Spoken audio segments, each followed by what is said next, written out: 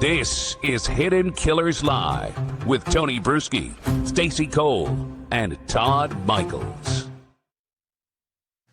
Alex Murdaugh, you thought this case was over? Well, we might get a replay. The fight to overturn his murder convictions is officially underway in the South Carolina Supreme Court. The Attorney General's office filed its opening brief in August, arguing Murdaugh is obviously guilty based on overwhelming evidence. On September 9th, Murdaugh's defense team, led by Dick Harpootlind and Jim Griffin, remember those guys, submitted their reply, calling the case a perfect storm of investigative failures, fabricated forensic claims, and jury tampering by former Colleton County Clerk of Court Becky Hill. We'll get into all of that in just a bit, because there are some points they have to make there, especially about Becky Hill. With both sides' briefs now on file, the process moves to the next stage. You know, everybody's just sitting there going, well, is he going to get a new trial or not? It's like 50 steps in between that. And the train keeps moving down those rails. This is where we're at right now. The process, the next steps, moving to this next stage. Within the next 30 days, Murdaugh's attorneys now must compile the official record of appeal. What is that? That's the complete collection of trial transcripts, exhibits, rulings that will form the factual foundation for the Supreme Court's review. That's why everything is documented in a court case. That's why there's certain procedures to have information put on the record, because when the Supreme Court, if they have to go review something, they're not going back to the tape. They're not going to go watch the coverage. They're not going to go watch pundits talk about it. They're going to watch exactly what was admitted in that courtroom and exactly what those jurors saw and did not see. That's how they will make their decision. After that, each side will then, it's like a game show, will have 20 days to submit their final briefs. Then John Davidson will come out and will play a great game show, and we'll decide whether Alex Murdaugh gets a new trial. I actually looked up John last night because I'm friends with his son, who's also named John Davidson.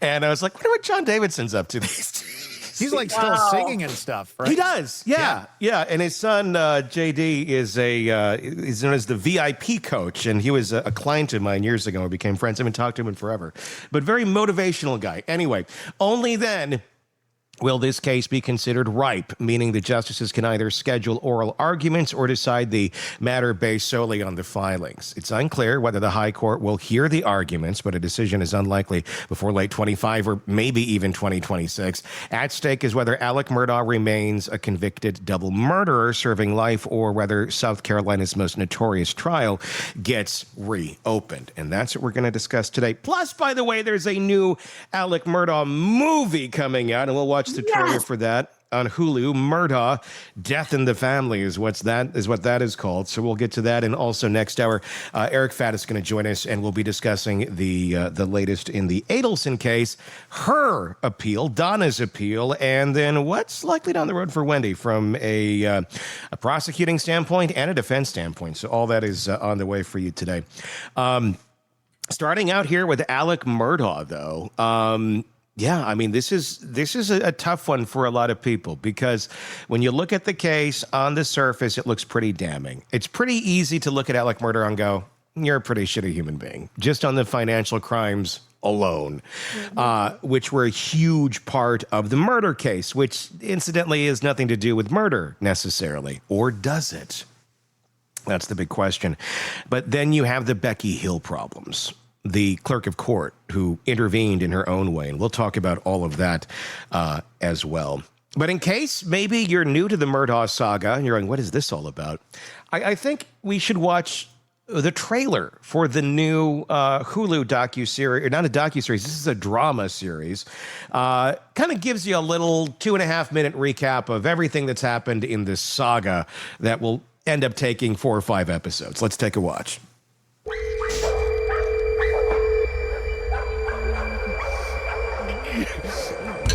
This is Alex Murdaugh. I need police and an ambulance immediately. Looking back, sometimes I feel like I'm living a life I never was supposed to live. sinner, you better get ready.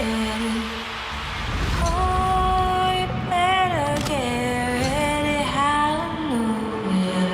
The Murdaughs are a South Carolina legal dynasty. Y'all know me. I'm an honest man. Oh, you cheating bastard. It's only cheating if you get caught. The times are coming when the city moves. What happened? There's been an accident. They find her? One's still missing. You get these kids to keep their mouths shut, and the parents too. How bad is this for us? I'm working on a story. The Murdaughs have a history of trying to cover things up. You happen to run into any of Mr. Alex's medication? And you think he's taking it again?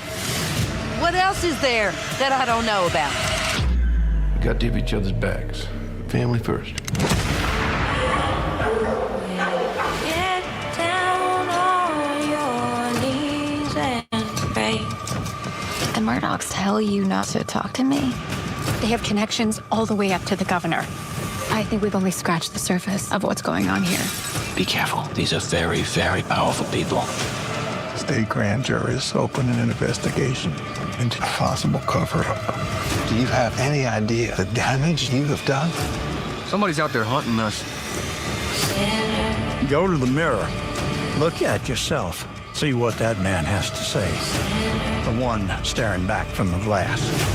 I know you've been lying to me. I'm the one that's got to do it, not you. Me. These Murdaugh men? Yeah, you have to sacrifice a lot of things to make them the men that you know that they can be. You better get ready. This here's to the Murdaughs. Long may we live. Amen.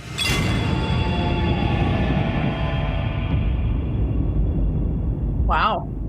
Yeah, that's spooky. I always find it interesting seeing the Disney logo pop up on all these horrible Right? It kind of goes against what we were raised with, doesn't it? Like, can we get an Alex Murdaugh themed ride? Like, I think that would be fun. You drive around in the golf cart out to the kennels, and there's so many. Then you have to go over to your mom's house and check on her and have a big old blue tarp with. I mean, it'd be really. I think I would enjoy that more than some of the current Disney themed rides. Let's get rid of.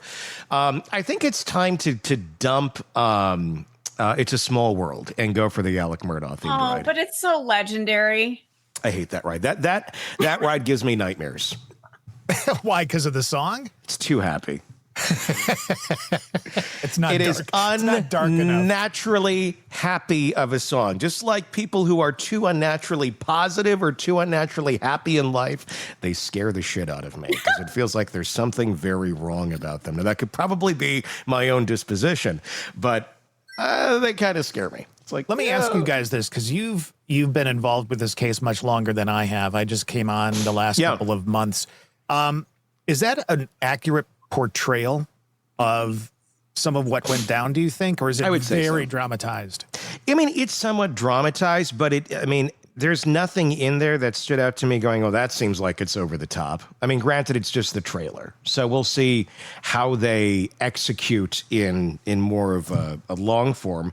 But I mean, I could see what they were kind of laying out here. Everything, there was the boating accident that his son was involved, Buster was involved with.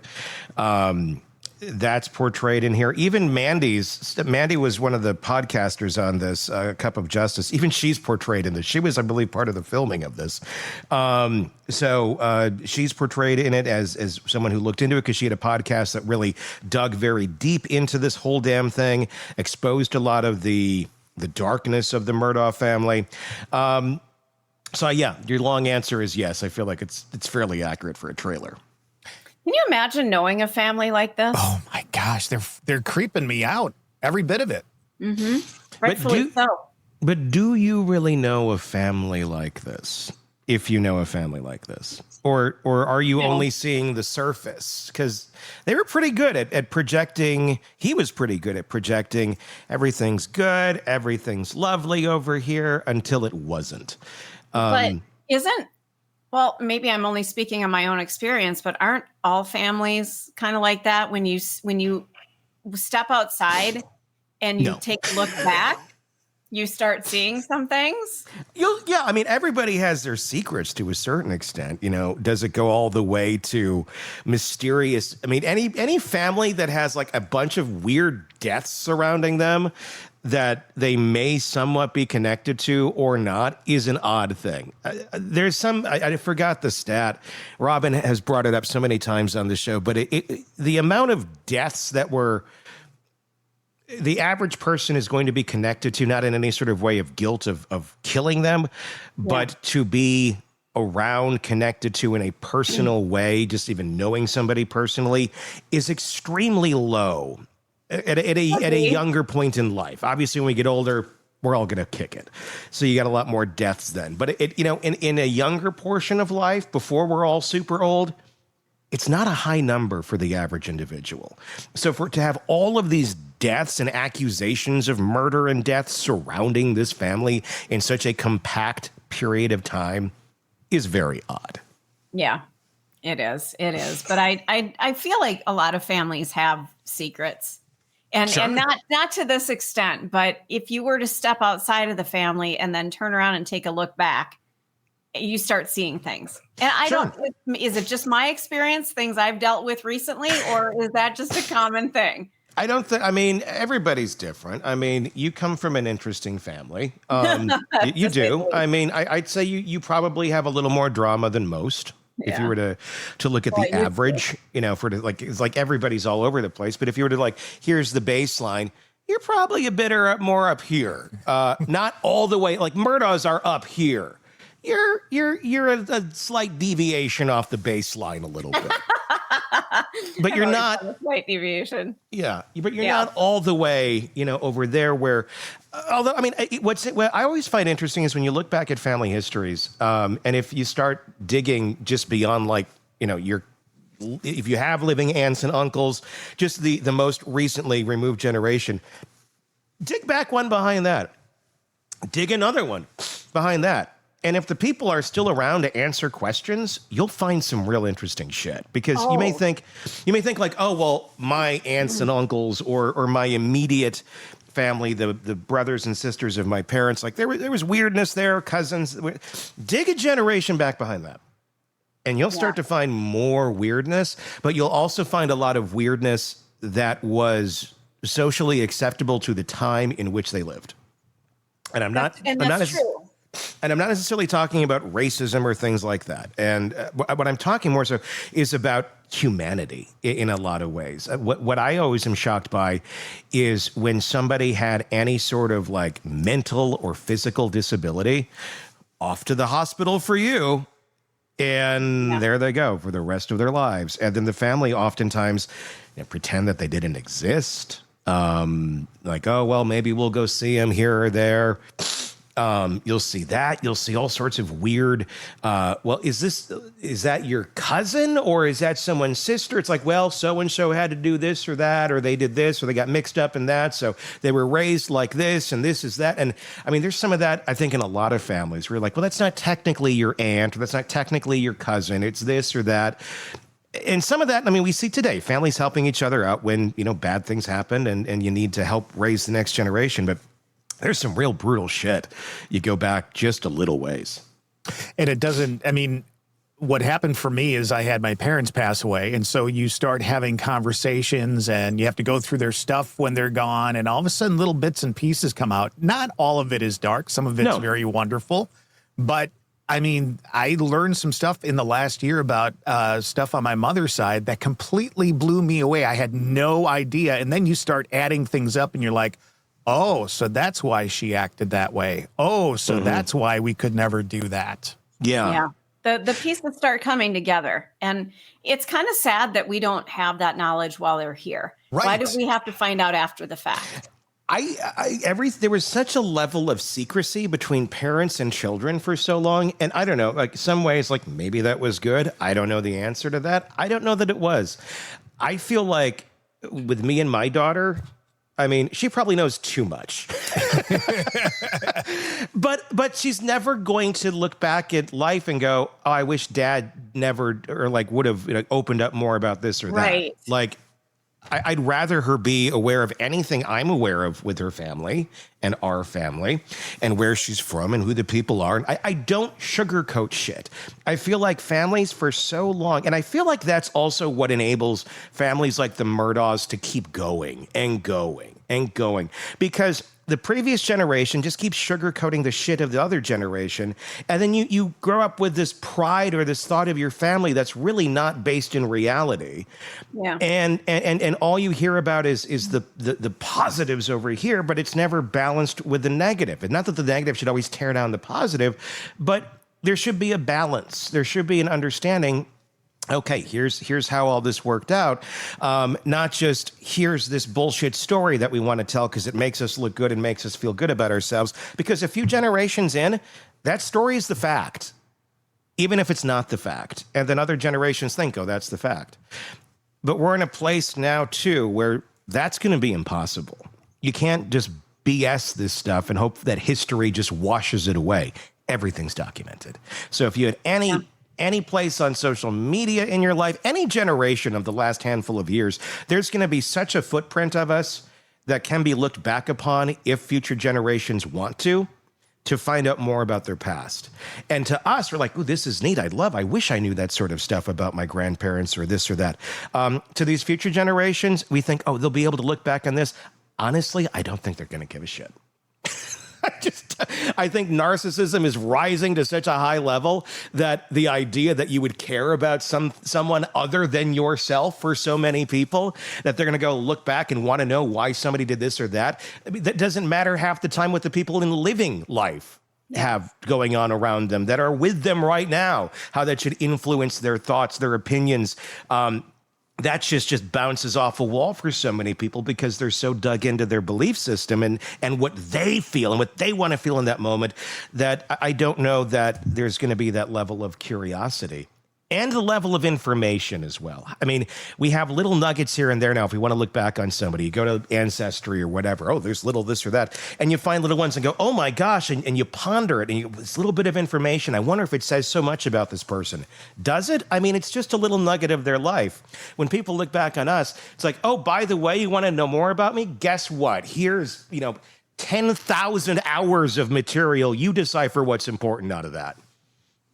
I don't know that that's a realistic thought either for future generations. Well, and good luck with that, really. Yeah, exactly. What is meaningful, what is not. Anyway, the whole Murdaugh legacy, obviously it's gone on for many, many, many generations. There are still many prominent Murdaughs there. It just happened to be that Alec is the one that went down, but it went on for many, many years. So what exactly are we looking at here with Alex Murdaugh when we talk about this appeal process? Should there be an appeal granted for Alex Murdaugh? Before we get into the weeds on the clerk of court, what do you think, Stacey, as of this point? Well, I would like to also point out with that Hulu movie that's coming out, what in the hell do we do about the pronunciation of this damn family? It's Murdaugh. They were saying like Murdoch. Yeah, and Alec does too. Alec hits the K in there, Murdaugh. Alec Murdaugh. Like a G, isn't it? Like Murdaugh? Murdaugh. And I've heard Murdaugh. I'm Alec Murdaugh. I think it's a G. I think you're right. But it's Alec, even though it's spelled Alex. The whole thing I get stuck. Forget the whole thing that happened. Like, how do you pronounce this? And that's the broadcaster in me. Like I always, if you hand me copy, I'm like, how do I pronounce this? What's this name? And if I hear it 4 different ways. So you're saying if you had been a juror, you would have gotten hung up on the name and never. 100%. You'd be like, do not okay, want me on a jury. We've just seen all this evidence. Stacey, what do you think? I'm about the name. Like, what is the what about the murder? What? I didn't pay attention to anything. I've just been trying to figure out the name here this whole time. I'm not kidding. I am not the only one who has thought this. I guarantee it. Somebody was listening to that preview that we just did, and they're like, wait, I thought it was this. Me. I just thought maybe I'll keep my mouth shut because I don't know what the hell I'm talking about. No, well, I really don't care if sounds like I don't care I know what I'm talking about, because that's driving me nuts. I have not been able to think this entire segment because how the fuck is this name pronounced? Murdaugh. Alex Murdaugh. There we go. Do we got that? Alex Murdaugh. I don't think I can say that. I'm going to go with the G. Yeah, and it's all spelled differently. Okay, so I'm sorry. What was your question? Your Honor. The question goes down to, do you think that there should be a retrial on this? Yes, I do, because I think he is guilty as sin. But in this country, we do have due process. And I think he was denied due process because of Becky Hill. Mm-hmm. I think we need to do this over again and do it the right way. He will again be guilty because the evidence doesn't change. But the process by which we do it needs to be done appropriately, because if it's not, we're setting a very dangerous precedent. And it's our rules are the way we do life in this country. It matters. Mm-hmm. We have rules for a reason. We have speed limits for a reason. If you just decide, well, you can go 75 in a 25 and nobody prosecutes you, well, then the next person can do it. Well, and this is a case that's not so much about the evidence of the case. It's about the procedure of the case. Correct. It's not, and that's what I think a lot of people get hung up like, well, he's guilty as sin. Well, is he? Because somebody was messing with the jurors. But the evidence doesn't change, and the evidence really points to him, doesn't it? That can be argued too. Yeah. If it was tried alone without the all of the financial charges, it's a much weaker case. The financial charges certainly made him look evil, which he probably is, or really an insane narcissist that has zero empathy for others, which if you go, well, if you have zero empathy, stealing hundreds of thousands of dollars from a disabled family whose mother died as your maid, and maybe disabled is incorrect, so I apologize, I don't mean that, but you have a family over there that certainly needed the money, that were reliant on who was the housekeeper for the Murdaughs, who died on their property, tripping down the stairs, and then Alec takes the money and never gives it to them, hundreds of thousands of dollars. You have that. You have all these other cases that he tried and won, and then he always set up these bizarre ways of getting the money, and it went to him and never to the people. So there's all sorts of evil that's going on there financially. Is that evil? Is it greed? Is it both? Yes. Does that make someone a murderer? No. And it makes you a shitty person. But does it make them capable of murder if they have such callous and lack of care for someone over here that they're able to basically just rob them of what would keep them alive or get them out of a really bad situation, or they're just deserving of it because of the trauma that they've gone through, and it's their money to have? Does that then show that, well, if you're that callous and capable of doing that, are you that callous and capable of killing your own wife and blowing your son's head off? Literally. That's a lot. It is a lot. It's a lot to absorb, and I think at the end of the day, and this is just my impression, I think he's guilty. I think like I said, the evidence doesn't change, and a lot of it points to him. I think he knows. I think he could have done it. Yes. I think he's connected. Did he pull the trigger? That's the question. It's a weird setup. I mean, could he have? Yeah. I mean, but again, we are supposedly a society of laws and a society that bases, evidence, that bases, conclusions on evidence. And there's some questions there. I'm in no way like saying Alex Murdaugh is innocent, but when you have the clerk of court lying under oath to a judge when asked if she allowed reporters to see sealed exhibits during the trial, when she goes to the jurors and tells them her own opinion, essentially, and cautions them on their ways of thinking based on her way of thinking during the actual trial itself, you got issues. And that's interfering in the, I mean, it would be, look, I mean, everybody likes sports analogies. I don't ever really make them, but if you had a ref in a game that was really throwing it, you'd be like, and you're on the opposing team, like, no, we need another game. And your team may have played wonderfully and lovely and should have totally won that game. They had some great plays that had nothing to do with the ref's calls. Right. But the ref did make some very seriously shitty calls based on their own allegiance to a specific team.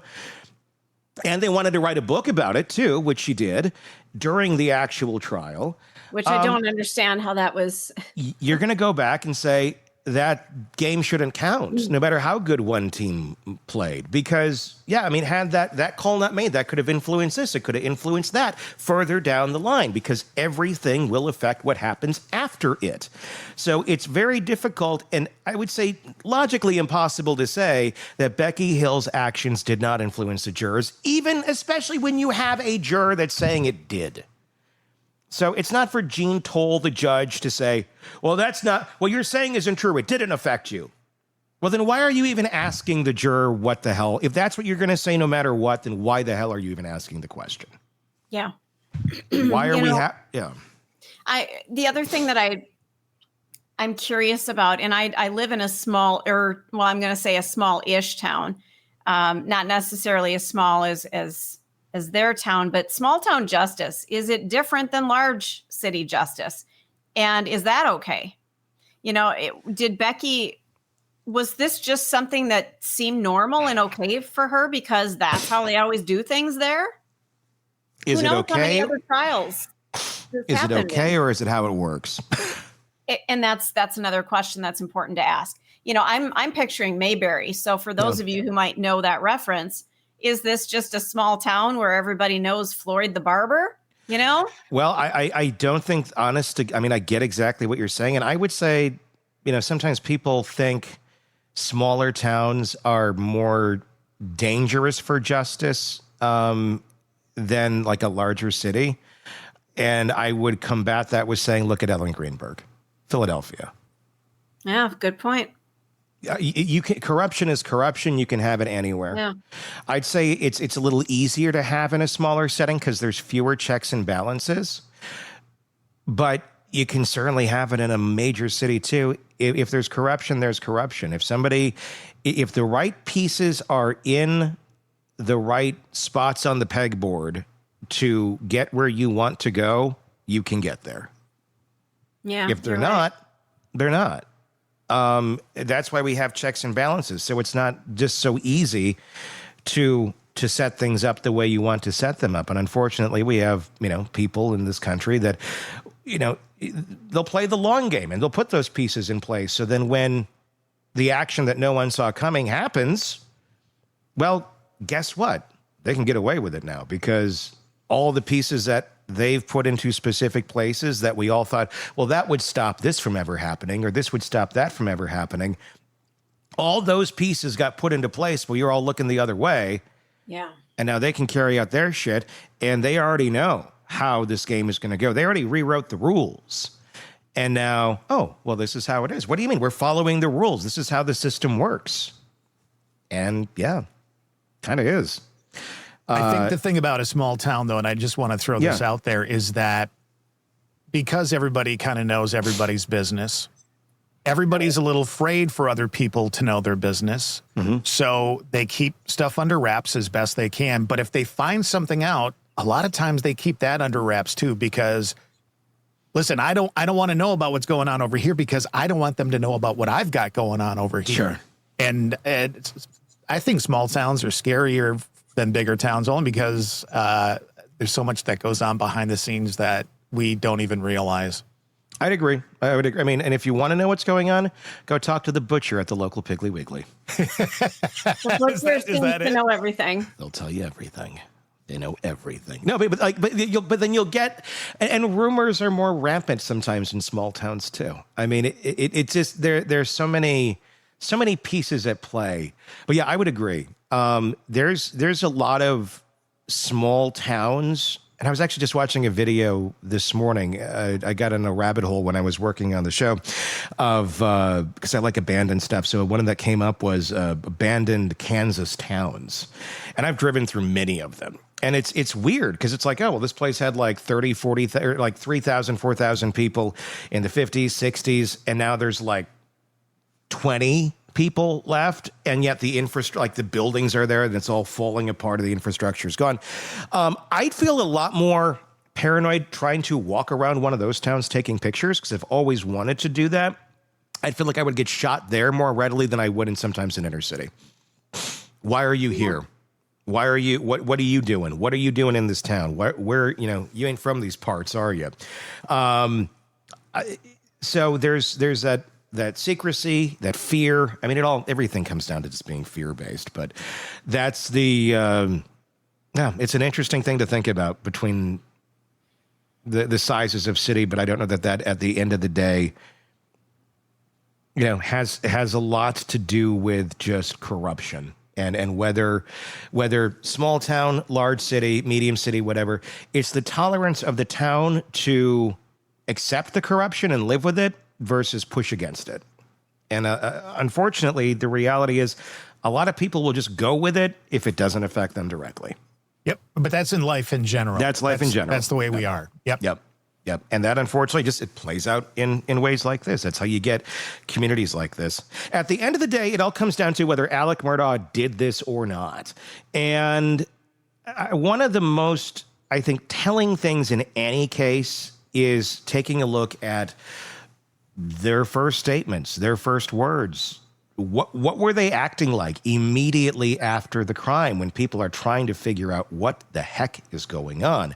And luckily, we do have that in this case. Alex Murdaugh, after the authorities arrived, after he called 911 and said that, my family's here dead in the backyard, in the dog kennel, the police came and he sat with them in the cruiser, answering questions. We're going to watch that video right now. We can pause it as we go through.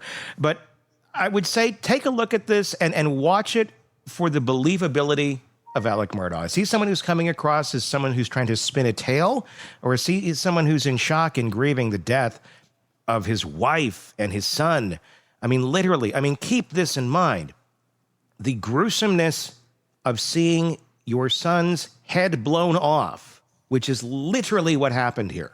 I'm not trying to be gross, but we've all, in recent weeks, have seen a lot of gruesome shit. Yep. And has disturbed a lot of us. Now imagine that being your kid in the dog kennel in your backyard.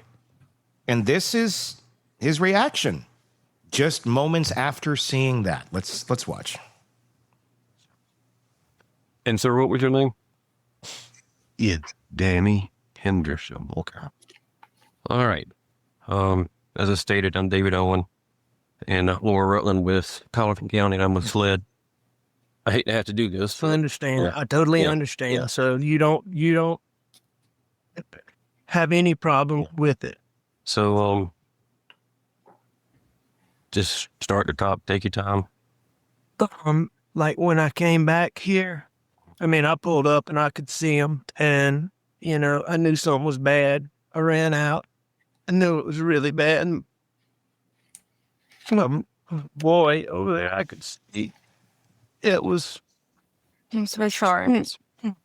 And I could see and I ran over to Maggie. Actually, I think I tried to turn Paul first.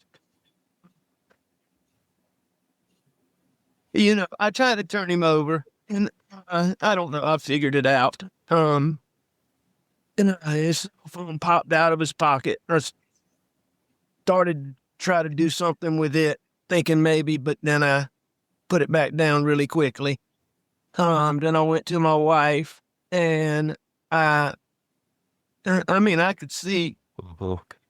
Did you touch Maggie at all? I did. I touched them both. I tried to take.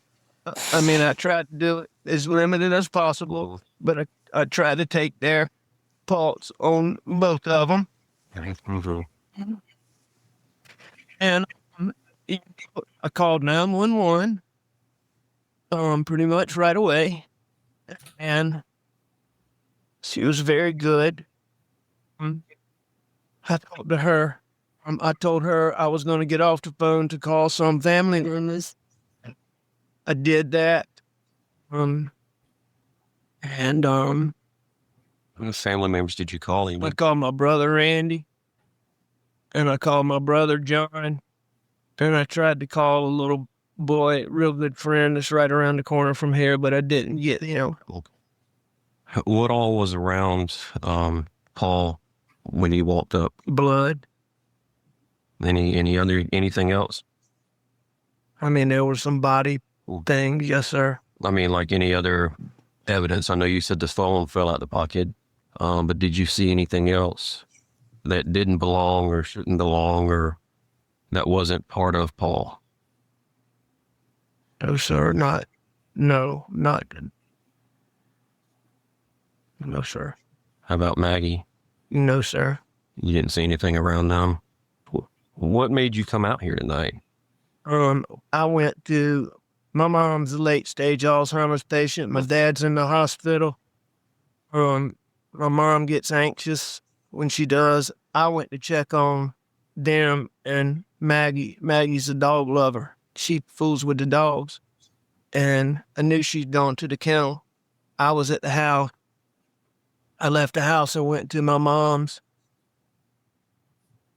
for just a little while. Tried to call her when I left. Texted her, no response. When I got back to the house was obviously nobody was in there. So I figured they're still up here fooling around. Paul was going to be getting set up to plant. Our sunflower seeds got sprayed and died, and he was refiguring to plant the sunflower seeds. So I came back up here and I drove up and saw and called her. Had Maggie and Paul been arguing over anything? No. What was their relationship like? Wonderful. Wonderful. How about yours and Maggie's? Wonderful. I mean, I'm sure we had little things here and there, but we had a wonderful marriage, wonderful relationship. And yours and Paul's relationship? As good as it could be. How old was Paul? 22. Okay. You know his date of birth? I do. April 11th, 96 is his brother's. April 14th, 99 is Paul. And how about, what's Maggie's full name? Margaret Brandstetter Murdaugh. And her date of birth, sir? September 15th, 1968. Have y'all been having any problems out here? Trespassers, people breaking in? None that I know of. The only thing what comes to my mind is my son Paul was in a boat wreck a couple years ago. And there's been he was charged with being arrested for being the driver. There's been a lot of negative publicity about that, and there's been a lot of people online just really vile stuff. But when Paul's out and about, I mean, people routinely, I don't think I know the full story, so I don't think they give it to me. But, I mean, he's been punched and hit and just attacked a lot. So, but, I mean, nothing like this. Yeah. Any one person in particular or group of people? I don't know. That you could think of? Not that I know, no, sir. Has he, other than being assaulted, has he received any direct threats related to the boat accident? Oh, yes. All the time. Recently? Yes. I mean, he gets them all the time. Okay. He gets them all the time. What kind of, I'm gonna kick your ass, I've never been privy firsthand, Was that through social media or? No, ma'am. It's mostly like if he goes out places is what he goes out like somewhere. He's in college, so if he goes out, is what I understand. I can find out better details from some of his younger friends on that. Who's his best friend? His best friend in Colombia is Will's Chapman, Will Loving, Bobby Boyle. Bobby Boyle, Will Chapman, and Paul were getting ready to move into a house together in Colombia. You said Will Chapman and Will Loving? Will's with an S, Chapman, and Will with an L, Loving.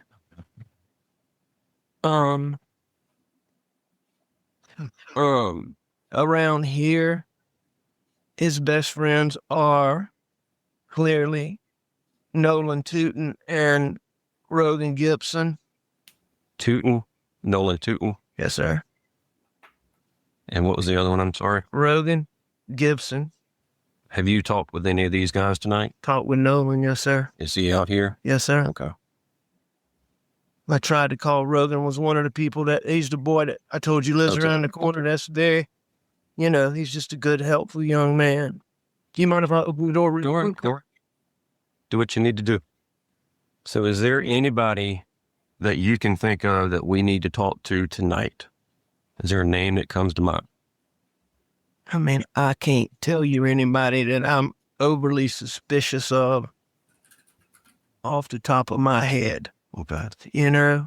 I mean, this is such a stupid thing. I'm even embarrassed to say it. But it just didn't make any sense. I just hired a guy out here, and he wasn't cutting the mustard, but I hadn't told him this yet. Paul's been working with him a lot. He killed the sunflower seeds in our dove field just recently, which is why Paul was here doing this. He told Paul a story the other day about how when he was in high school, he got in a fight with some black guys, and the FBI undercover team observed him fighting those guys and put him on an undercover team with 3 Navy SEALs, and that their job was to kill radical Black Panthers. And they did that from Myrtle Beach to Savannah. Now, I really don't think this guy, you know, is probably the person, but that's just so friggin'. Yeah, that's kind of far-fetched story. But he was off today. Okay. He took his daddy to the doctor. What's his name? C.B. Rowe. R-O-W-E? Yeah, and I sent him a message to text me earlier today about the sunflowers, and he called me back when I was on the way to my mom's house. Did you talk to him at that time? Briefly, I was on the phone with a lawyer friend of mine named Chris Wilson from Bamberg, so I told him I'd call him back tomorrow. See him in the morning. When you briefly talked to Mr. Rowe, what was his demeanor or attitude? Or I mean, it seemed normal. I mean, I asked him about the sunflowers, and so, you know, I mean, he's a little bit. Where does he live? I don't exactly know. Somewhere in in Bronson. Okay. Do you have his phone number? I do. You got it with you or closer? I do. You know, but I do think him and Paul got along pretty well. That's just really, really weird. All right. CB. Right there. Lap. Here, Hunter, he called me, so I'll do it down. 843-540-9335. You get that phone little charge here if you can. Is that an iPhone? Yes, sir. Why'd you let me proceed with this? Thank you. When did you tell that story to call? Sometime last week. Okay. Sometime last week. My son Paul actually, and I really do not think, in all honesty, that it's him, but I know y'all got to check it out. But Paul was so taken aback by it that he sent I'll find it. I got it on my phone.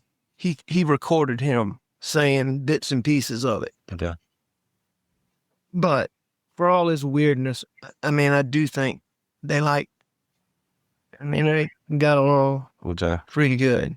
And how long had he been working here? I guess about 3 or 4 pay periods, so 8 weeks, a couple works. Okay. Going back to the boat incident, anybody on that boat really have a hard-on for Paul that you would think would come after him, or know of any direct threats from people on the boats? I don't know of any direct threats between any of the people on the boat specifically, but I do think there's been a small amount of yip-yap between a couple of them, but not recently. Okay. You don't want that yip-yap. Most of this was stuff from people that Paul didn't really... So this is post seeing dead people, dead family members. This is moments after seeing dead people, like within the hour or so. Contrast that to what we watched yesterday with Wendy. Mm-hmm. Wendy didn't see any dead people. No, correct. So what a stark difference. I mean, she sounded like she had a cold because she was so stuffed up. You know, she had that nasally sound to her because she had been crying so hard. This man literally saw his family slaughtered. Mm-hmm. And he's just talking like, yeah, you know, blah, blah, blah, blah, da, da, da. No big deal. Supposedly he was still on his painkillers because he was addicted to those. Okay. Which certainly could cause personality disruptions. But there is a level of effects that much. There's a level of calm to this that I feel like he, in his mind, is thinking of the best way to spin stuff. Mm-hmm. Like all those, that calmness is him taking the time to process whether or not he did it, what he saw, and who might be involved and how this was going to turn out for him and the police questions. I mean, I just see him sitting there spinning his wheels, coming up with answers. Was it planned though? And thinking 20 steps ahead. But if you're gonna do something like this, you would think. I mean, you would think. Doesn't mean he did, but you would think you'd have a plan for this alibi, the story, what you're going to tell people, and you're not going to be making it up in the police cruiser an hour after you did it, unless you did it like in the heat of the moment. It's a weird thing to do in the heat of the moment, to grab 2 different guns and shoot your family members in 2 different locations. That's a weird part to all of this. The guns are now missing. Was this really him just kind of spinning out of control? I mean, he knew a lot of the financial stuff was about to come to light. He knew things were going to shit with the boating case, and Buster was likely going to face jail time and serious other repercussions for his actions there. I mean, we look at this, and Creighton Waters, the prosecuting attorney, he called it family annihilation, a family annihilator, where someone can't deal basically with the onslaught of shame that is about to come your way from the people that you care about most because of your own actions.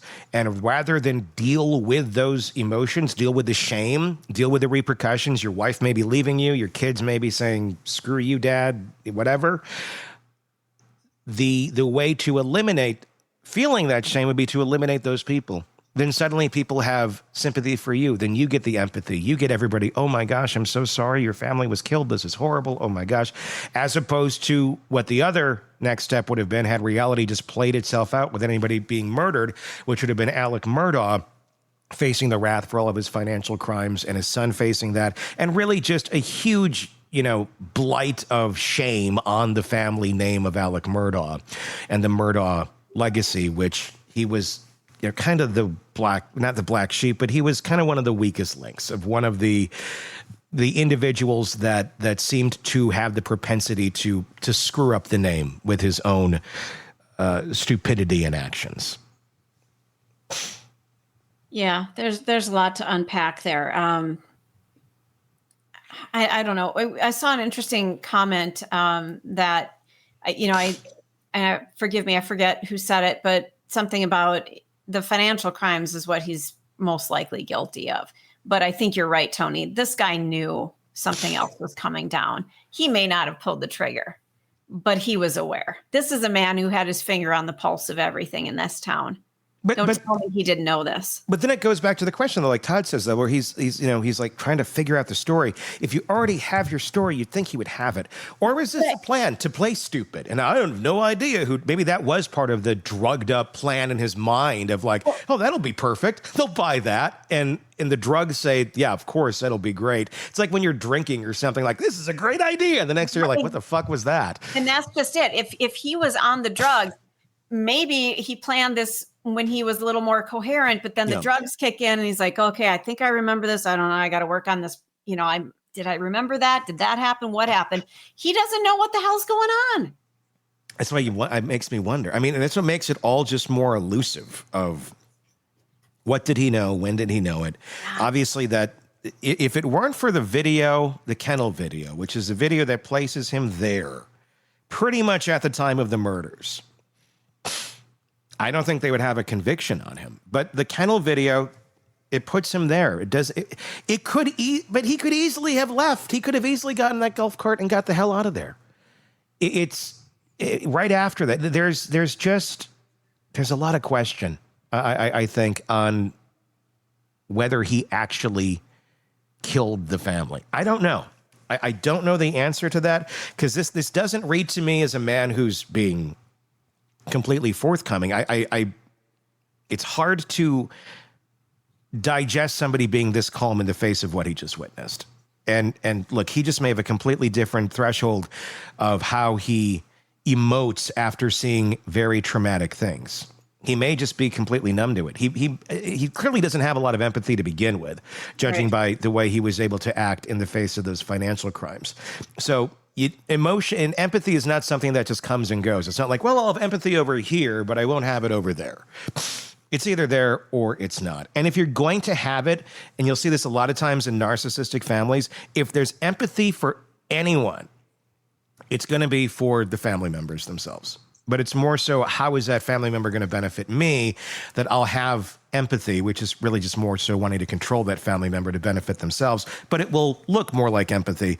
This just looks insane. It looks cold, callous. Why would you, at the end of the day, what was the purpose of this other than to preserve, if he got away with it, his dignity in his mind? Was that the end goal here? Is just his own, his dignity, and he would get all this attention and all of this empathy for your family was just murdered and you're already going through that. Was that the goal at the end of the day? Because that's the only thing that makes a lot of sense.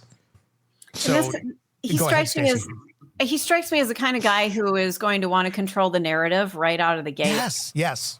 And I know somebody very much like that. Yeah. Like, I don't care what the story is. Here's what I want people to hear about. Yeah. And it's like, oh, fuck that. You're going to hear the truth, people. Well, that's how narcissists function. That's how they work. So my thing is that in recent times, right before this happened, all the money situations were coming out. The family stuff was all coming out. I wonder if he started to question how much control he had over the narrative and started freaking out. I mean, you look at Donna Adelson, up until the point where the judge said guilty, she actually thought she still had control over that, over the jury and the narrative. Yeah. I'm just wondering if he started seeing things crumble away and now he was trying to work harder to try and cover up what was kind of coming out here. He just seems like he's thinking. And working harder meant killing his family because that put him in control. Interesting. I mean, it would put him in control of that narrative. I mean, it would mean attempt to put him in control of that narrative. Clearly, it didn't work out, but it did allow. I mean, he didn't get arrested right away. I mean, it took a bit of time to arrest Alex Murdaugh. It wasn't, right after they're sitting in this cruiser, he's going to jail. He's free for quite a while after this. And the investigation, frankly, sucked. I mean, it was not very very detailed. There was no immediate sealing of the scene, and we can see this other police video where they pull up and Alex Murdaugh's wandering around the property, and then you have all these first responders showing up. Obviously, they're dead, but then you have all these other officers, these SLED officers, wandering around, contaminating the scene. There's foot traffic everywhere. So good luck trying to find any sort of footprints. Yeah. Of anyone else. There's no protective gear going on early on. They're not printing things. I mean, there was just so many things that didn't make sense. And again, and I feel like in this case, in that element of this case, incompetency can very often masquerade as conspiracy. Where are you doing this to protect him? Are you doing this? No, I mean, I think it might be more that these officers didn't have a lot of reps and things like this. And they knew Alex Murdaugh, and he was, this figure in town and this family, and he couldn't have possibly done it. So we're not even going to think that right away. We're just here to take care of this. But at the end of the day, if you want to figure out who the hell did this, if you're not immediately assuming it's Alex Murdaugh, you'd want to preserve that scene. But again, if you don't have reps in that and you don't realize the repercussions to which you are having on that crime scene until after, you should know. But if you weren't trained that way and you haven't experienced it, you know the reps, you're going to go along with the rest of the group. And that, I think, is a lot of what took place on the Moselle property that night. I'm sad that it was handled so poorly in the investigation part. It's sad that there may be jury tampering and all that kind of stuff, because you would think that. And again, that's where my question comes up about whether or not he really did it. Now, he probably was involved, but did he pull the trigger? You wish it was a cleaner story. You wish it made sense from start to end, but it just doesn't. And so many cases don't. Sometimes simple is the answer, and sometimes simple is not at all the answer. And this is not a simple, I don't think. Why two guns? Why? I mean, a lot of it just does not add up. Let's watch a little bit more of the police interrogation here. And then after that, we're going to go. Eric Faddis is going to be joining us. I'm going to go sneeze and blow my nose because my allergies are horrible. Eric Faddis is going to be joining us. We're going to take up Murdaugh Adelson, and we're going to talk about the appeal. We're going to talk about the future for Wendy. That's coming up. But let's watch a little bit more of this before we get into that. No. Okay. It was some people that he knew distantly, but more times than not, when I learned about it, it was somebody that he didn't know. Okay. It's like, for example, he went out in Charleston a couple months ago, came back, he got a black eye. And, he can't defend himself right now because he has these charges. So, Paul's a real tough man's man. Mm-hmm. He would defend himself, but he hadn't been. That's right. But how was he handling that case? Letting over everybody. As far as what? How was he handling it? I've never been prouder of him than the way he has handled the pressures and the adversity in that situation. I think I've told Danny that before. Mm-hmm. I mean, Paul is a wonderful, wonderful, wonderful kid. He can do almost anything. He gets along with almost anybody. Do y'all store any weapons out here? We don't store them, but they're frequently out here. Mm-hmm. I need to find out if there were any out here because I know there was a shotgun. There was a 12-gauge shotgun out here. I'll have to find out exactly when that was. I think it got put up, but I'm not positive. What did that shotgun look like? It was a camouflage. I want to say it was a Benelli or maybe a Beretta. I can't remember which brand it is, but I don't think it was out here. Okay. Recently. But I'm not positive. And the shotgun that you had when deputies pulled up, where did that come from? I went to the house and I got a gun. Probably overreacting, but... And was that when you pulled up and saw them? No, I came out and I called 911 first. Mm-hmm. Talked to them for a little while, and then I told her. Told her? That I was going to go to the house. Okay. And that I would let authorities know when they got here that I had a gun. Okay. Do you happen to have a list of all your guns? I can make one. I don't have one, but I can make one. Okay.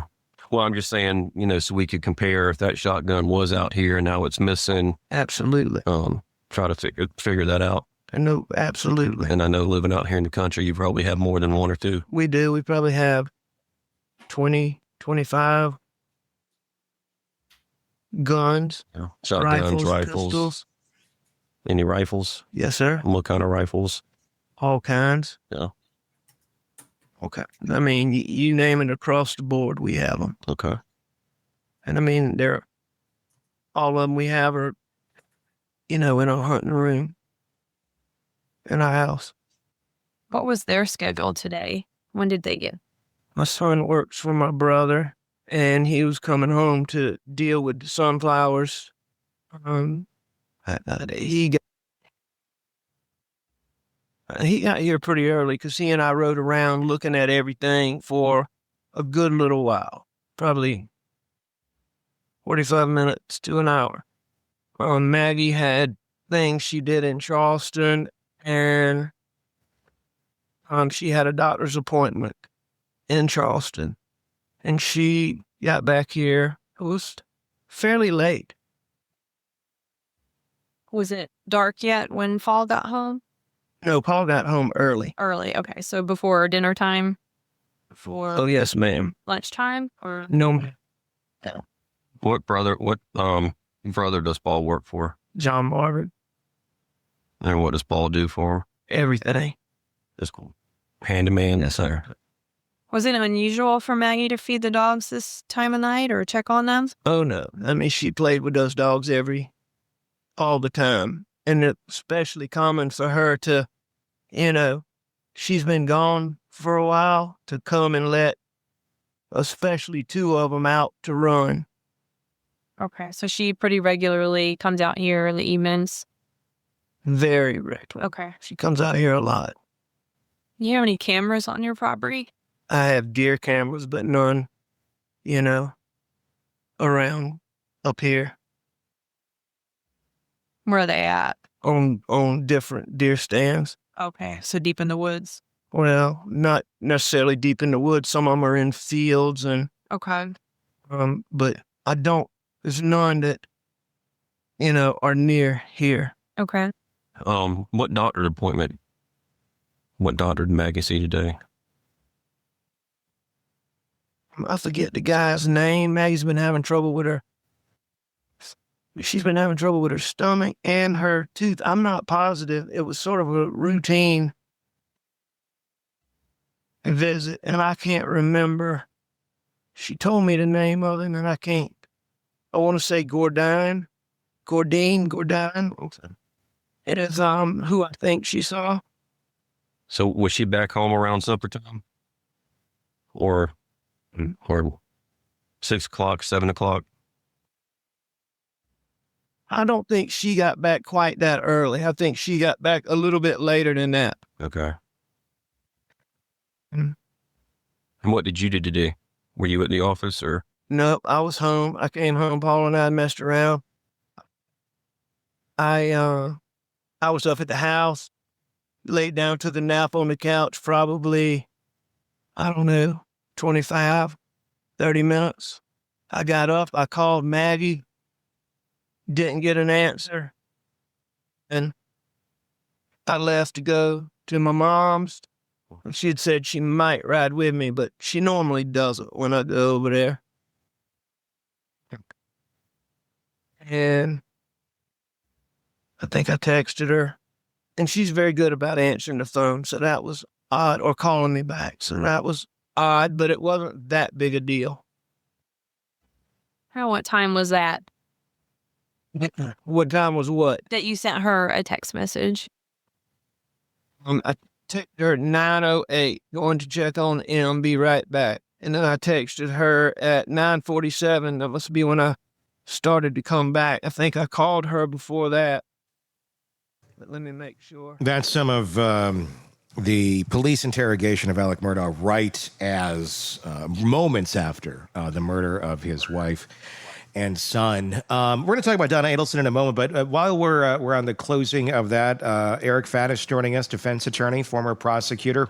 Let's just talk about that for just a second while we're on it. Obviously, Alex Murdaugh, we're getting closer and closer with the appeal process. Another box has been checked, and we got to move it this way and that way. Where do you think this is going? Do you think that there is a good chance that Alex Murdaugh may get a retrial based on the issues, especially with Becky Hill? Tony, anything's possible. Getting a retrial is a pretty high bar. It's hard to meet that. It rarely happens. However, here with that clerk of court issue, that does present something for the court to consider. There's allegations that Becky made statements that could have influenced that jury. And if so, we're talking about a murder case, and the court's going to take that seriously. So there is at least a prospect that there could be a new trial. The fact that they've gotten this far with it, I mean, that we're getting, all the boxes are checked this far, and is it odd that an appeal has gone this far down the chain if it didn't have a chance of succeeding? I think it's an indication as to the potential strength of the appeal. Oftentimes these things are almost summarily denied, and the defendant might have like a habeas corpus Hail Mary at some point down the road. But here, courts have seriously considered what Murdaugh is alleging. And, he's an attorney. He, at least for a period of time, had a very elite legal team. And so it's, I think, moving in the direction that Murdaugh might want in terms of the likelihood of a new trial. Would be very interesting to see if that does happen. We'll, of course, keep following it. Let's move on to Murdaugh Adelson and Wendy. Murdaugh, of course, just convicted of murder, conspiracy, and solicitation of the charges in the Dan Markel case. Almost immediately, her defense team moved for a new trial. This is common. This is normal. You get found guilty, you're going to try and appeal it. Raising claims. Now we're learning of juror misconduct, bias from the judge, and arguments that the evidence itself wasn't strong enough. And they're big, bold allegations on paper, the kind that can sound dramatic if read dramatically to the public. But are they truly game-changing, or just the standard playbook of a convicted defendant? Eric, that's what I want to ask you about. As both a defense attorney and former prosecutor, I want your first reaction here. When you saw the grounds laid out for the appeal, what went through your mind initially? Sure. So as you mentioned, Tony, an appeal, especially in a murder case, is almost automatic. You're going to see it no matter what. When we look at the grounds, sufficiency of evidence, that is usually a very weak ground. Courts almost never overturn cases on that ground. They respect the jury's determination. When it comes to bias of the judge, that can go both ways. The one that stands out a little bit is juror misconduct, as courts have sort of been trending towards giving significant weight to those arguments, so long as the defense can meet the requirements they need to meet. That part is still an open question. I want to ask you this about juror misconduct, just from an attorney standpoint, in a defense attorney standpoint. Are we seeing more allegations of juror misconduct today than we would have 5, 10 years ago? I think absolutely, Tony. And this case, the Adelson case, is sort of illustrative on that. What I mean is in their appeal, Adelson cites to social media posts in part from these jurors and also a social media or podcast that one of the jurors did. Those things wouldn't be available 10, 20, 50 years ago. The defense attorney wouldn't even be aware of those things. But now they are combing through sort of the digital footprint of everybody involved, and they've happened upon these grounds that they think are meritorious. Is that, that's what I was kind of wondering about and kind of getting to is it because of social media? Is social media wreaking havoc with our justice system now because of all these sort of things? It's certainly a part of the evolution of our justice system. There is just so much more publicly accessible information that wasn't publicly accessible in the past. And so defense attorneys are jumping on that. They're doing investigative measures that they wouldn't have been able to do 20, 50 years ago. and they're finding little tidbits that they think are problematic and grounds for an appeal. So yeah, it certainly transformed the way that trials are looked at and the way that appeals are handled.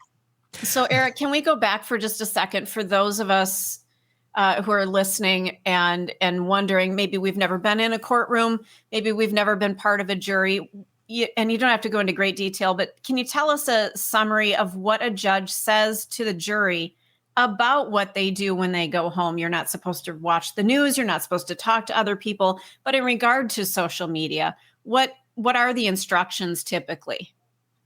Typically, Stacey, they are something to the effect of, hey, jurors, you can only base your determination on what is said in court. There are usually also restrictions on the jurors being able to talk about their jury service during the trial. Now, after the trial, that changes a little bit. Oftentimes, jurors are nearly all of the time, jurors are free to discuss their service if they want, but they don't have to. But during that trial, the judge is very clear that the jury is not supposed to be posting on social media about the case and shouldn't be discussing what's going on in the courtroom when they are outside of that courtroom. It's really hard in today's world. I mean, people are glued to their devices. They're glued. It's not just sitting in the barber's chair talking to the guy next to you. It's people are in Messenger. I mean, there's all kinds of things, especially if somebody knows you're on this jury. I can't imagine the pressure to say something. Sure. Yeah. People now with the advent of social media are documenting their lives. They're giving the world a glimpse into their day to day. And if you are on a nationally publicized murder trial as a juror, you're probably going to want to. Some folks might feel inclined to want to share that. And like you said, it's not sharing it with your doctor or the barber or something. It's sharing it with the world. And so that really changes the game. Is that stupidity, or is that people having literally no self-control? I mean, it to me, it doesn't seem like a huge, crazy ask to say, put down the phone, maybe stay off social media while we're doing this, children. It's not that hard. It's not like, oh, I can't control whole picking up this phone. Yeah, but wait a second, Tony. We have an entire generation of people that they don't read anymore. They watch videos. And now you're asking them for 2 to 4 weeks to keep your freaking mouth shut. Yes, if you'd like to participate in our society, that's what you need to do. It's tough shit. So easy to say it. I just think that's how it should be. I'm sick of all the it's going to be real difficult for, Skippy to do that. It's like tough shit. Grow the fuck up. It is. I mean, I don't care if you may be inconvenienced in your life. You may feel uncomfortable that you can't see what Susan had for lunch and what her political leanings are this afternoon. Get off my lawn. Who fucking cares? Go touch some grass. I mean, it's not crazy to say you can't use social media, and if you're gonna it's not crazy to say it. I guess we're finding it's crazy to expect people to exercise the self-control that's requested of them specifically. And then for them to not screw it up. I think that's the bigger problem. With this case, juror number 7 is the one that's being questioned about the TikTok post, and we'll talk about the other juror too. This one is the one that's going on, allegedly posting on TikTok during the actual trial, identifying herself as the foreperson. The post has since been deleted, but defense wants to interview her. The allegation is the post said nothing more than that, is that I'm on this trial, I'm the foreperson. Not leaving anything else out there. But again, why? What self-righteous bullshit is going through this juror's mind that I must let the world know this? Because of course you're going to get comments from your friends and your family about this. And of course they're going to weigh in. And they have every right to. They weren't told by the judge to shut the F up.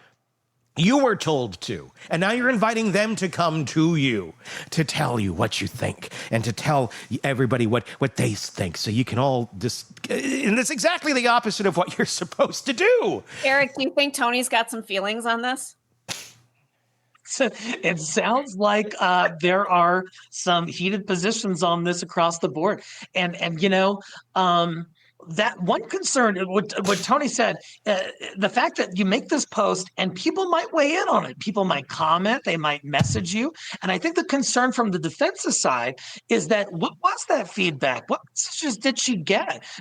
Did someone reply and say, hey, did you hear about all the stuff from Donna Adelson's past, before the trial, like in the 2000s and stuff like that? Which would be information the jury could not consider. So I think that's what the defense is sort of hedging towards, is what were the reactions to this post, and was that foreperson influenced at all by those reactions? If so, could be a problem.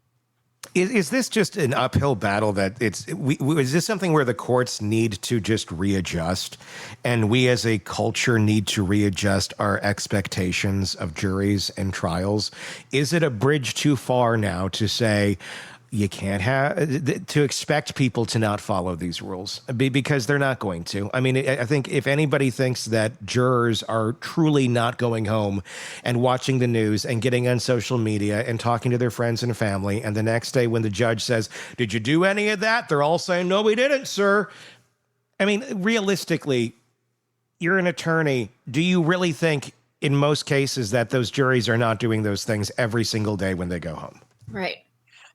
It's a very fair question. I, of course, have concerns, especially on the defense side now, that could be going on, because the risk is that they receive information outside of the court process that they're not supposed to consider. But if that information's in your brain, that bell can't be unrung.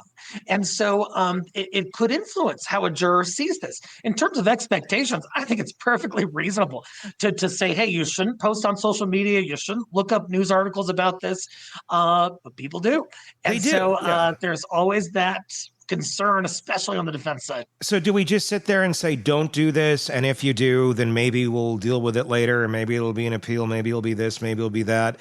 Or do we have to just start sequestering every jury for every single trial that exists and taking the devices away because the children can't be trusted with their toys? I'm not sure what the solution is, but I can confirm that there is a problem. Here's what I mean. So during the trials, there's no judge's order for the attorneys not to be looking at their phones and searching stuff, doing emails, whatever. Yeah. But I just had a homicide case against a very prominent elected DA, and I won't say his name, but during the trial, he's sitting back at his counsel table, just looking at his phone, scrolling across, heaven knows what he's doing. And so if the attorneys can't even refrain from that conduct during the trial as it's going on, can we reasonably expect a juror to not go home in the privacy of their own house and do that? I'm not sure. Well, remember I forget the case. It was a judge who was on Facebook. She was scrolling through Facebook on the court computer. Tony, I forget which one it is. I know you're talking about it during the actual trial itself. Yeah, she's sitting there just screwing around on Facebook, and it was a security camera, I think, that picked it up, that somebody had looked at it and went, is she on Facebook? And she's the judge sitting there on her throne in her robe on Facebook during a trial. Totally, Stacey, and I've had similar concerns with judges. Certainly not all of them, but some of them. I'm making an argument, or we're taking testimony and motions hearing. The judge is on their computer, and sometimes I might ask a question of the court or something like that, and it seems like the court was distracted with their own computer stuff. Perhaps they're researching case law. I don't know, but yeah, maybe Wordle was really hard that day, and they're just like, I got to get this word in four guesses, Don't interrupt me. It's a scary prospect. I feel like we're discussing more of a societal problem than a court problem at the end of the day. If no one can exercise even the slightest bit of self-control because we're so addicted to getting that little dopamine hit from our devices, that we cannot function as that is trumping our role as a functioning member of our society. We're all just a bunch of monkeys. It goes beyond the court cases. I mean, it goes to everything. I mean, really. Sure. At the end of the day, there's also juror number 5 that the Donna Adelson and crematorium defense team wants to bring up. Did you see that, Eric? By the way, did you see that? Did you know that Tom Petty operates out of a crematorium? Not joking. This case just keeps getting weirder, man. Her office is at Why a am I not crematorium. surprised? It's the young Fairfield crematory. And yep, there we go. Out of a house in a neighborhood. Hey, you know what? You got to rent an office where you rent an office. I mean, it's all about availability. It reminds me of Johnny on Schitt's Creek operating out of the garage. You know, you do what you got to do, right? Let me ask you this before we go into the juror number 5 question. What's the strangest place you've ever seen an attorney operate out of as their office? I've received indications of attorneys operating out of like coffee shops and places like that, which, look, I get it. Remote practice is a big thing. That's cool, man. But, I get that. but you want to have some legitimacy behind what you're doing, and you want to project to the client that you are established. Otherwise, it kind of feels like this almost feels worse than Better Call Saul. You know, like he was operating out of the back of a nail salon. This is this is Tom Petty operating out of the back of a crematory. And it makes me is there like deals here? Are there sales? Is that even legal as an attorney? Could you offer your client, let's say like you had part ownership here, because it appears maybe she does or some family member does. I don't know. Could you offer like, hey, if you hire me as your attorney, we're going to give you half off your cremation, or half off when someone passes, when Harvey passes, you can get him toasted here. It's like Subway. Would you like him toasted? And that offer can be made. Is that legal? Can you bundle services?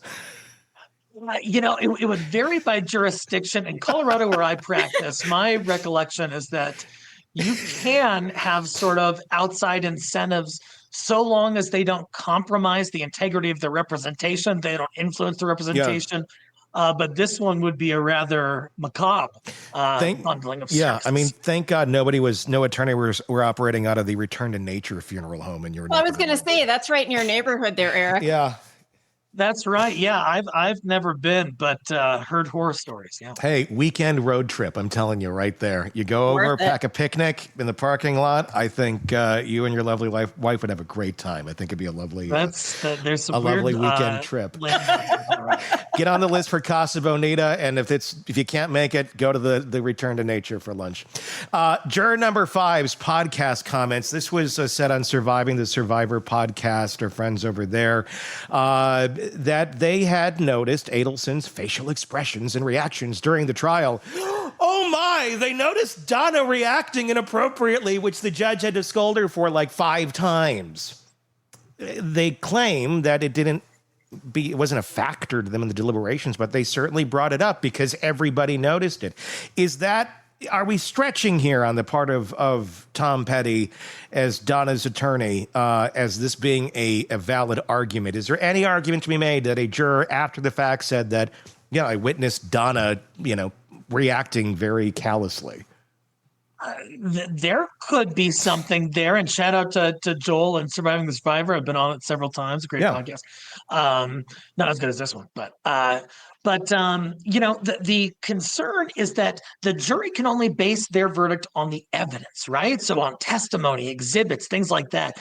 You better believe they're looking at the defendant. They're seeing how the defendant's reacting. And Donna Adelson was not sheepish about her outbursts in the case. Yeah. And so, I think it's possibly what's called invited error. Even if it was error, it's something that Donna invited because she is the source of the subject matter we're talking about, which are her reactions. Yeah, I mean, was that part of her strategy? I mean, there was a lot of weird things with her. I mean, the amount of attorneys they went through, the amount of times they had to push this trial. I mean, all these sort of things that could have been avoided, but seemingly were invited in by their own choices to delay this trial. I'm wondering if during the trial that was part of the strategy, was Donna going over the top? You know, as a defense attorney, there's a fine line between elucidating error and inviting error. If there's error that already exists and you choose to kind of highlight that for the appellate record, that's probably zealous advocacy. On the other hand, if you or your client is injecting error into the case, you can't later, whine to the appellate court that, hey, this was a problem at the trial. Well, the problem started with you, buddy. Or can you? You could argue you it. can, but it doesn't mean it's going to go anywhere. Or will it? I guess. I mean, it's like spinning the like stranger things happened. It just makes me wonder. The other claim here: judicial bias allegations. The claims that Judge Everett gave prosecution extra time for technology, while Full Ford, got out the poster board that she got over at Hobby Lobby and put some clip art on it. They're saying that it denied Adelson more time to decide on testifying, tolerated gallery laughter and gestures, and showed obvious disdain towards defense. Thoughts on that? The only one that jumps out as having potential merit is the disdain for defense, and unfortunately, that happens sometimes. I'm not saying it necessarily happened in this trial, but there are some judges, especially former prosecutors, who are up there who retain that mindset and sort of see things through their own prism of the prior prosecution experience, and sometimes are denigrating to defense. I don't think it rose to that level here, but that's what appellate courts look at, because the defense is entitled to an impartial jurist, an impartial judge who's not going to favor one side. I'm not sure that these grounds are really enough to get us over the appellate hump and get a new trial, but will all of these things together have a cumulative effect? Sometimes that happens. Why do you think Donna chose an attorney operating out of a crematory? Sorry. Gosh, yeah, it's tough out there sometimes. Resources can be an issue.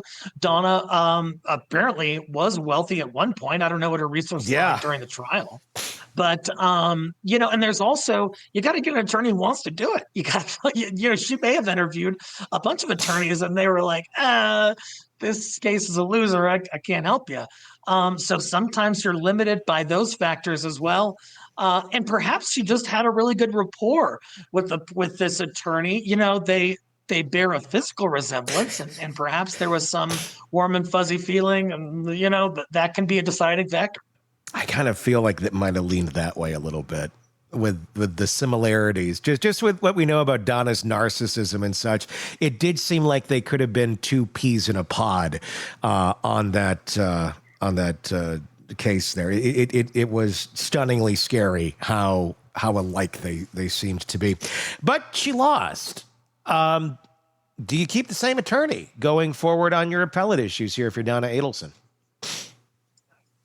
At least in Colorado, where I practice, almost never.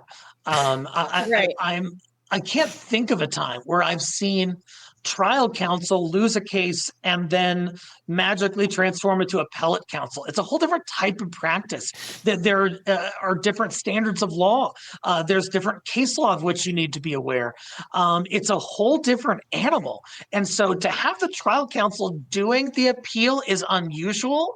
On the other hand, trial counsel has good insight and firsthand knowledge of everything that happened in the trial, whereas a detached appellate counsel wouldn't have that. So, other upsides and downsides. Well, it's like having an injured quarterback and you lost the previous game and let's put him in. It's fine if he limps. Who cares? Yeah, it's kind of like, let's put him in as the kicker, let's put him in a different role. And I would never do it, but some attorneys might feel comfortable doing it. Do you think this is a financial issue? Where, I mean, this is pure speculation, of what and why she's keeping Jackie on here. A finance issue? It varies by jurisdiction. It could be, but at least in Colorado, when you are convicted and sentenced to prison, if you don't have finances, you would be appointed a public defender who would take a look at the possibility of appeal and would assert that for you if appropriate. So I imagine that principle is present in Florida, where this case went down, and even if she didn't have money, she'd probably be appointed an attorney to look at the appeals. So I'm not sure it's finances. If you have the option and you're sitting there going, Tom Petty lookalike, appointed attorney from the state, which one do you pick? Which one do you pick? Yeah, I'm going appointed attorney all the way because they're appellate specialists. Filing an appellate brief is hard as heck. Oftentimes, there's all these rules and procedural requirements, and to have trial, like I'm good, in front of a jury, but my skill set is not, compiling 40 cases that support my appeal and doing that. It's usually a division of labor that is divided between two attorneys, not one. You think Donna's aware that she has this right, or do you think it's something where it's like her and Jack? I gotcha. You don't want those state people. We're good here. We're like, you want to use me. This is the. I wonder what the conversation is. Why Donna's still sticking there with it which I could see her sticking with her because I feel like there is some camaraderie there, and I know everyone is wrong there, and her seeing everybody looking at Jackie and going, They misunderstood you too. And oh my goodness, we were just trying to, they'll get it next time. I wonder if that's what's going on here. Would not be surprised. Jennifer commented that Donna still wants the crematorium discount. And so maybe that's factoring. I wonder if that's part of it. Like you got to use us till death. That's part of the contract. And then I mean, you develop a rapport with your attorney. You go through this crucible, and it is traumatic for everybody. And so perhaps Donna just feels that rapport and that closeness with the attorney, and that can influence clients' decisions in terms of counsel. Let's talk about Wendy Adelson a little bit. Obviously, nothing has happened. She's innocent until proven guilty. Not even that. She's never been charged with anything. So, but we're going to talk about her because there's a lot of questions. Is she next? We've seen the Adelsons get knocked over like dominoes for the last several years. And, well, I mean, her or Harvey seem like the next logical people if they had anything to do with this. And that is a big if. Georgia Kappelman making the comment the other day, when pressed, and I want to say that because there's a lot of people talking, she came out and said, stay tuned. No, she was pressed. An attorney or a reporter literally put the words in her mouth and said, would you stay tuned? I would say stay tuned. That's kind of how that conversation went. What do you think on that? What's your take on Georgia's response there? Yeah, so I think the DA has to keep things open in terms of any possible culpable parties. I'm not accusing Wendy of anything. She hasn't been charged. Sure. But it certainly strikes me as odd that like her entire family would orchestrate this murder for hire plot on which they've two members have been convicted and the other helpers have been convicted. And Wendy, who's really at the center of this, was the one married to the victim. She had nothing to do with it and had no knowledge about it and didn't want it to happen. Think about that as a partner. Your entire family just kills your ex-spouse because they don't like him without talking to you about it, without seeing if hey, is this okay? Those things strike me as odd. I mean, it is extremely odd. It's not to say that it couldn't happen, but I guess even odder would be, how do you not look guilty if your family did this and you had nothing to do with it? I think it'd be very hard because everybody is staring at you and the optics of every single move that you make. And they already had the preconceived notion because you're the one who benefited from this, that you had something to do with this, even if you didn't. I don't know how you enter or live in the public sphere in any way, shape, or form. And I'm just saying, just living your life without everybody looking at you going, yeah, we think you might have had something to do with it, no matter how you act. Yeah, Tony, that's a really important point because let's look at it from that perspective. Let's say Wendy had nothing to do with this. And so what has happened is her family has taken these nefarious actions to kill the father of her children, with whom she wasn't getting along, clearly, but may not have wished death upon him, probably didn't wish for her children to not have a father for the rest of their lives. Her life has been turned upside down for the past decade. She has been in the public eye in a negative way for a decade. If she didn't do if she had no involvement in this, how terrible would that be for her? That'd be a nightmare. Yeah, it very much would be. I think one of the most powerful pieces of testimony that we saw in Donna's case actually came from her ex-boyfriend, Jeff Lacaze's, saying that Wendy told him her family had looked into all options, even mentioning hiring a hitman and estimating costs. He saw this as more than a joke, describing it as her tone as being serious, because she pulled him aside and said, "Hey, can I tell you something kind of in confidence here? This is what was discussed." So then we get back to, okay, if your family is literally telling you we've looked into all options, Charlie didn't say I hired a hitman. He said I looked into all options, according to Wendy. What sort of responsibility do you have as a human being, as a functioning member of society, when someone tells you we've looked into a hitman to kill your ex-husband? Do you stay silent? Do you turn that person in? Does anything happen if you turn that person in? Or, it's just talk at that moment in time anyway. Gosh, there's certainly a distinction between a legal duty and a moral duty. In terms of a moral duty, I would think that a person would want to and feel compelled morally to take measures to prevent some unjustified and unlawful killing of someone, especially someone they know. On the legal side, receiving that information in and of itself probably does not trigger a legal duty to report it. There's no Good Samaritan law that provides an affirmative obligation on somebody possessing that knowledge to run to the cops and say, hey, I think there could be, or it's possible that there could be a murder for hire coming up. Could you guys stop this? I don't think there's a legal duty to do that. It feels like there should be.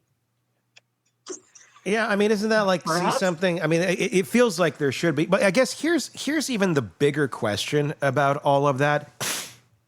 Had Wendy said something, see something, say something, and somebody did start looking into Charlie, they probably could have found some information that probably would have led to stopping this before it actually took place, but she didn't say anything. But then you have to go and question, well, did she take him seriously? This is a question. This is a family that seems to be operating with a lot of hotheads on a lot of things. When you saw the extremes that Donna would let fly out of her mouth when it came to rage at Dan Markel while he was alive, of let's dress the grandkids up in Hitler Youth costumes and things like that. It seems there's not a lot that's off the table of what's going to come out of these people's mouths. Now, do I think that she was actually going to dress them up in Hitler Youth costumes? Well, after the trial, probably. I was going to say, before, I don't know. Yeah. I don't think I would have thought that. It's like it's somebody just spouting off a bunch of shit that has not the greatest emotional regulation, and they get their shit off their chest, and then they calm down, and it's back to somewhat sanity. So I could see it being, how do you know when your family's serious about the crazy shit that they say out loud? Oh, totally. It's a very real question and potential problem, because if you go to the police with that kind of information, you could open up a tremendous can of worms, especially if you have the type of family member who, like you said, it's a bit of a hothead. Sometimes they pop off, they say things they don't mean. We all know people like that. Do we want to subject them to local and potentially FBI surveillance and getting into their digital devices, looking at their entire private life? That's a hard judgment call to make. And it's hard to determine whether those folks are being serious or not. I did notice that one of the comments, I think, from Jennifer was that this is a very tight-knit family. And so to expect that Wendy had no knowledge of this going on is hard to believe. I agree. If you were in the DA's chair right now, is there additional evidence that you'd want before taking the risk of charging Wendy Adelson? Definitely. And here's what I would do. So during the trial, it came out from one of Wendy's boyfriends that Wendy was asking him questions that appeared to be setting him up to frame him. That was his impression. Yeah. Questions about where he was that day. My understanding is that a vehicle that was used was substantially similar to the vehicle he had. And so if I'm the DA, I'm interviewing that boyfriend. I'm getting all of the text messages and emails and anything else from Wendy, voicemails, talking about even verbal conversations to see if Wendy was possibly an accessory after the fact to try to conceal this and or mislead the government and obstruct the investigation by considering framing the boyfriend. I'm not sure that there's enough evidence there now, but there is other investigation that could be done. Do you think that Georgia is sitting on a pile of evidence against Wendy that we just have not yet heard about? It's possible, but with the amount of time that's gone by, gosh, I would expect them to kind of pull the trigger on that. No pun intended. But to make a call on it, because it's been like a decade or so, and like you said, we've seen all these other cards drop. I think now would be the time if they had it. But sometimes they really want to dot their I's and cross their T's, and that could be going on as well. Yeah, I mean, it makes. I mean, they waited a little bit for Donna, but Donna pushed their hand with going to try and flee the country. If we look back on it retrospectively, how much longer do you think it would have taken before they charged Donna had she not tried to run? That's alleged attempt to flee the jurisdiction and go to a non-extraditable country like Vietnam, which means if Donna had made it to Vietnam and they charged her, Vietnam is not sending her back. They would have to take other measures to try to procure her presence. And that consciousness of guilt, those nefarious actions, according to the government, I think really were sort of the candle on top of the cake there. But they still had the paper trail. They still had the bump, the conversations between Donna and the agent, conversations between Donna and Charlie. I think they had enough to go forward even without that. So I think it was probably imminent, and that's probably why Donna tried to skedaddle. Is there any benefit to waiting to charge Wendy if that were going to happen? Is there any benefit to sitting and waiting versus filing charges today? There can be. You're developing additional evidence. Like in the trial, there was additional evidence that came out that wasn't necessarily publicly available that implicated Wendy. And so you have that as sworn testimony from the boyfriend, sworn testimony from others. You're just building. You're building and building and building. And the more you build, sometimes the stronger the case is, sometimes not. Okay. Interesting. Who, let's, now obviously I should say again, Wendy's never been charged with anything. She's innocent. I'm not saying she has anything to do with this. All speculation here. But if let's say Wendy did have something to do with this, and I'm not saying she's the one who ordered it, because I don't think she was, but let's just say she has some sort of involvement. We don't know the level as to which, whether it was after the fact as an accessory, whether she did know before or didn't, but she had some sort of knowledge that is not coming out. Who should Wendy be more afraid of right now, the DA or Mom and Charlie behind bars, who may have some incentive to say some things about Wendy for some sort of preferential treatment or some sort of benefit on their side? Oh, heck yeah. I mean, there can be divisions within a family as these prosecutions and convictions are handed down. We look at Ghislaine Maxwell and her partner Epstein was dead at the time, but she had no qualms about laying out all the dirt, at least from her sort of colored perspective, about what happened against that person to try to gain a benefit for herself while she's sitting behind bars.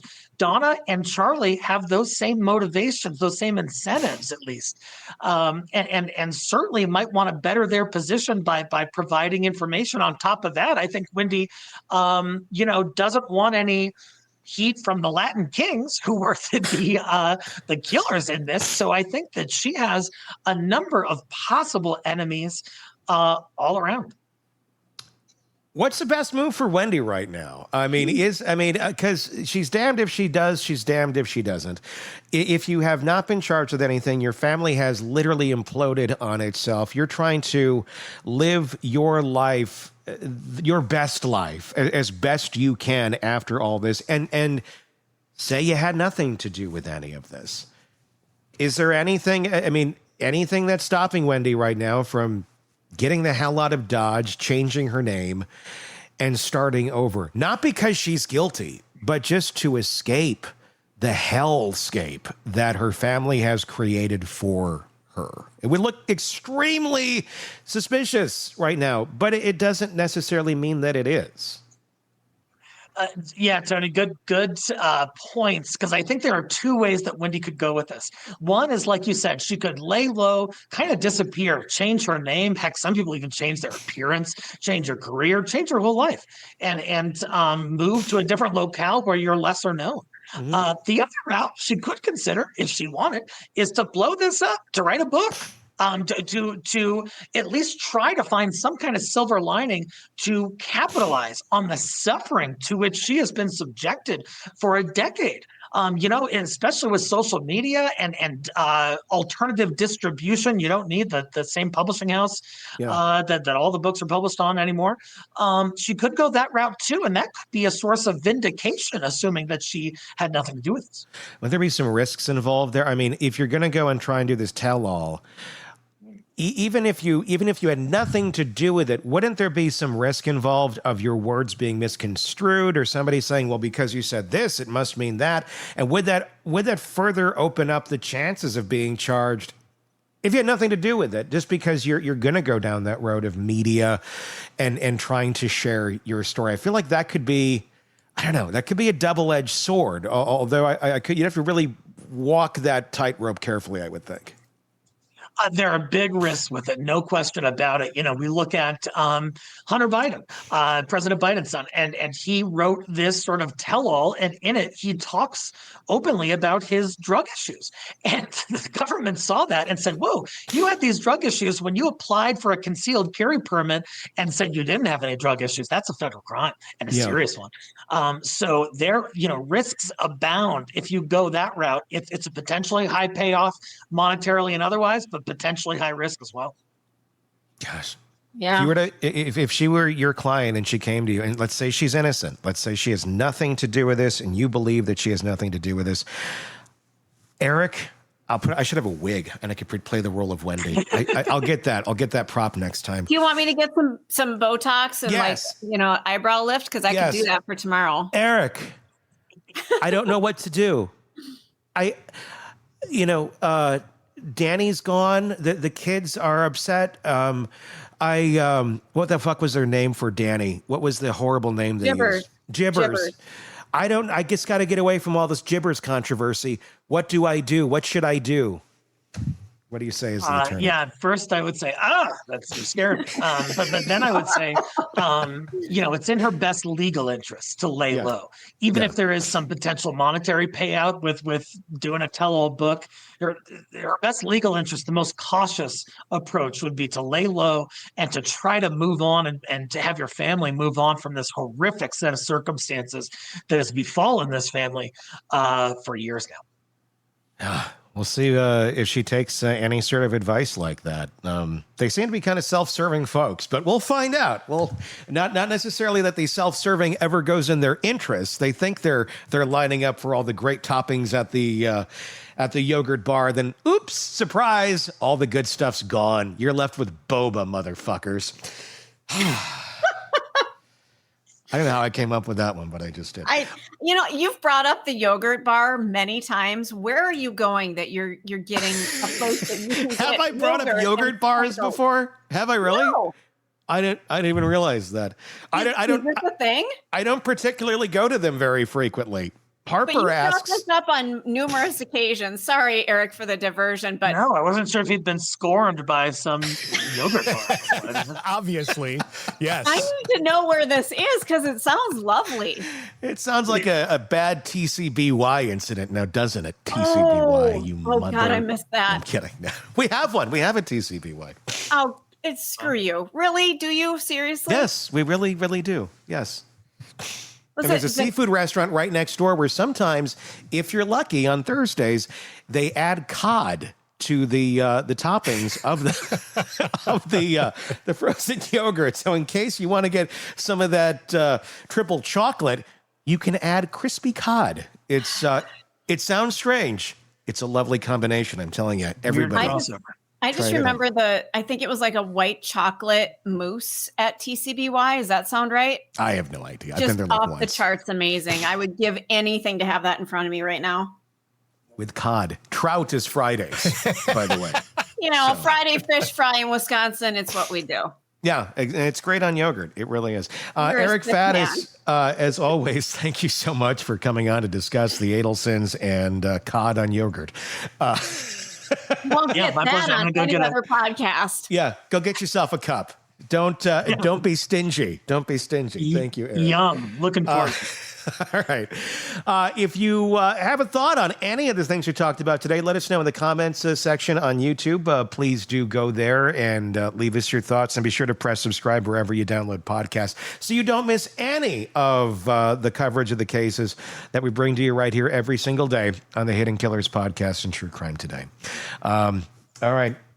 I think that's wrapping us up. Until next time, for Todd and Stacy and Eric, I'm Tony Bruschi. We'll talk again real soon. Want more on this case and others? Then press subscribe now and don't miss a moment of true crime coverage from Tony Bruschi and the Hidden Killers podcast.